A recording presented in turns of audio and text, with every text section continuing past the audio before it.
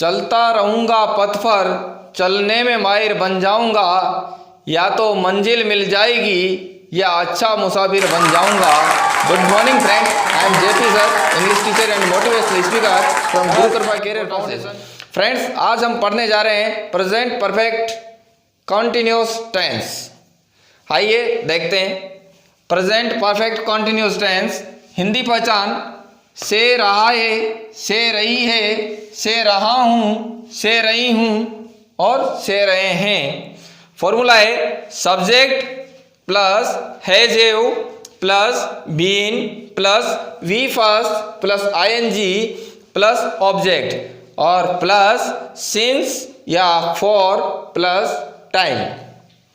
Friends, subject आप जानते हैं, हैज हैव का यूज भी आपने सीख लिया है। यहाँ पर एक्स्ट्रा लगा है बीन, ये एज इट इज लगाना है आपको। वर्ब की फर्स्ट फॉर्म के साथ आईएनजी लगाना, ये भी हमने सीख लिया। ऑब्जेक्ट आप जानते हैं।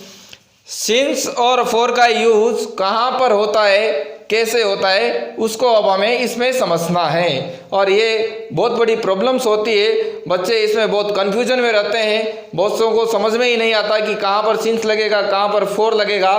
तो इसके लिए आप मेरे साथ बोलिए और सीखिए।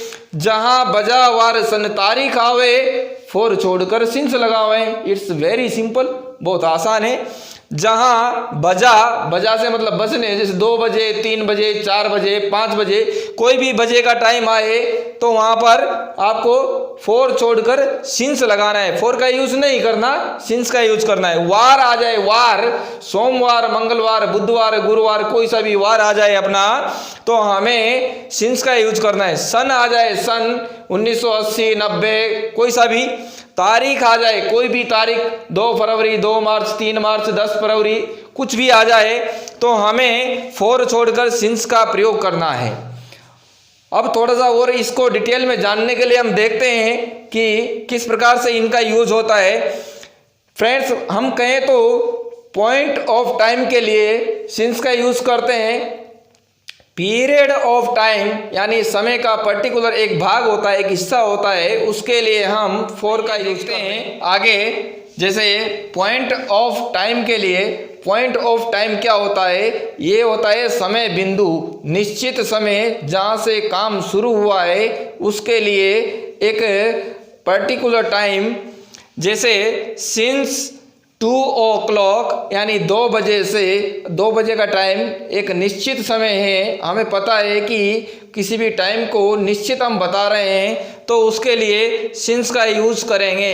सिंस 2 o'clock, जैसे सिंस मंडे यानी सोमवार से 1980 से सिंस 1980, सेकंड फेब यानी 2 फरवरी से since second Feb, since morning, since Diwali, since winter, since autumn.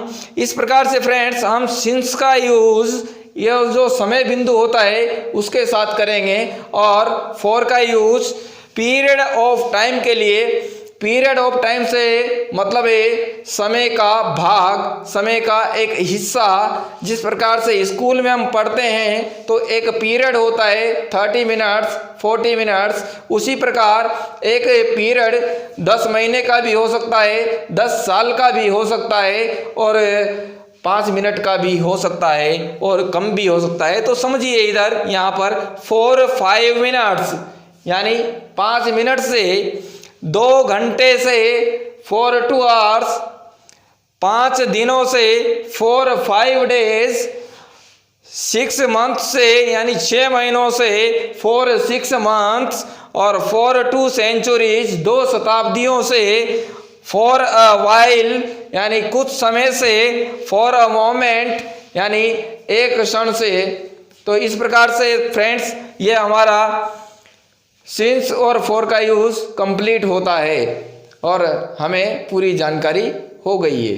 अब आइए देखते हैं एग्जाम्पल। देखिए एग्जाम्पल्स, जैसे मैं 2 घंटे से अंग्रेजी पढ़ा रहा हूँ, इसको इंग्लिश में कैसे ट्रांसलेट करेंगे आइए समझते हैं फॉर्मूले के अनुसार। जैसे मैं को वही आई बोलते हैं, सभी जानते हैं।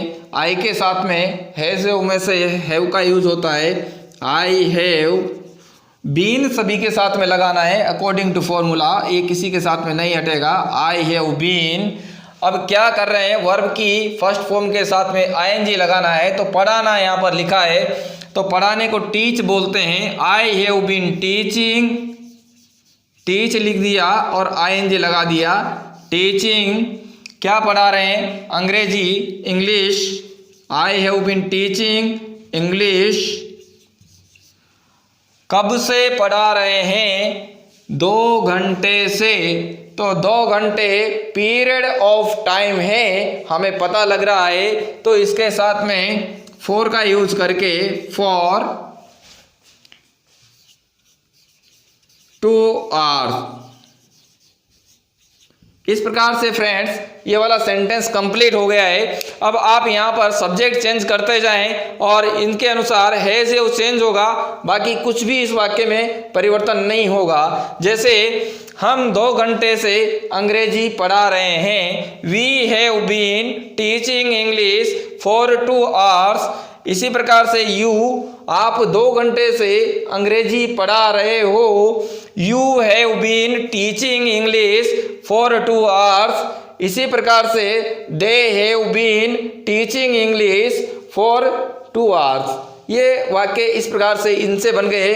अब थर्ड पर्सन सिंगुलर नंबर से हैज का प्रयोग करके बन जाएंगे, कुछ भी परिवर्तन नहीं है, बस सिंपल सा आपको समझना है। जैसे वह 2 घंटे से अंग्रेजी पढ़ा रहा है, तो बन जाएगा ही हैज, बाकी पूरा वही रहेगा। हैज चेंज होगा, केवल हैव की जगह हैज आ जाएगा। ही हैज बीन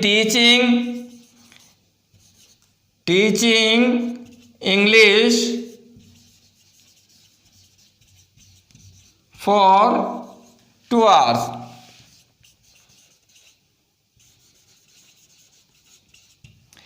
ये फ्रेंड्स इस प्रकार से ये अपने वाक्य बन जाते हैं और इनमें हमें कोई प्रॉब्लम नहीं आती है। अब देखेंगे एक वाक्य सिंस से, जैसे मैं 1980 से कोटा में रह रहा हूँ। देखिए फ्रेंड्स, मैं को वही आई बोलेंगे, आई, और आई के साथ हैव बीन लगेगा, ऐसे कैसे, as it is, I have been. रहने को लीव बोलते हैं, रह रहा, तो LIV, ई लास्ट में आ रहा है, हट जाएगा, LIVING, living. I have been living, कहाँ रह रहे हैं, इन कोटा। कब से, सिंस 1980। इस प्रकार से आप दूसरे सेंटेंस जो है, कोई भी वर्ब से किसी भी प्रकार के सेंटेंस आप बना सकते हैं। बाकी 8 जो सब्जेक्ट्स मैंने बता रखे हैं, एक ही वाक्य से आप 8 की प्रैक्टिस करेंगे तो आप आसानी से अंग्रेजी में सेंटेंस बनाना सीख जाएंगे, मेरी गारंटी है।